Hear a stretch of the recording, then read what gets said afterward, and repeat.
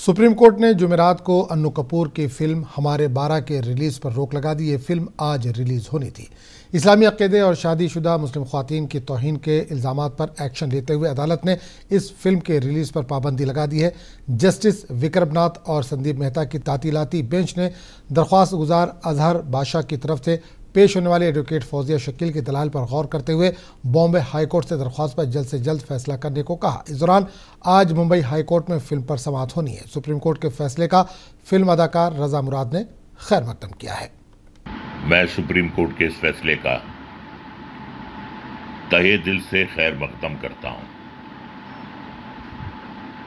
हमारे मुल्क का जो निज़ाम है वो एक जमहूरिया निज़ाम है।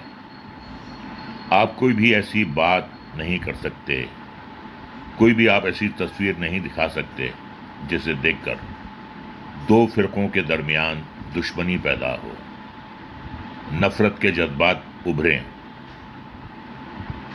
लेकिन अफसोस की बात यह है कि पिछले कुछ सालों से एक रिवायत बन गई थी कि एक फिरके से ताल्लुक़ रखने वालों के खिलाफ जहर उगलो, उन्हें तशद्दुद पसंद दिखाओ, उन्हें जालिम दिखाओ और नोट बटोरो। कुछ फिल्मों को कामयाबी हासिल हुई और उन्हीं की देखा देखी उसी ढर्रे पर फिल्में बनना शुरू हुई। ये जो रिलीज़ होने वाली फिल्म है हम दो हमारे 12, इसके टाइटल से ही आप अंदाज़ा लगा सकते हैं कि एक फ़िरक़े से ताल्लुक़ रखने वालों के ख़िलाफ़ ये फिल्म बनी है, उनका मजाक उड़ा रही है हम दो हमारे 12।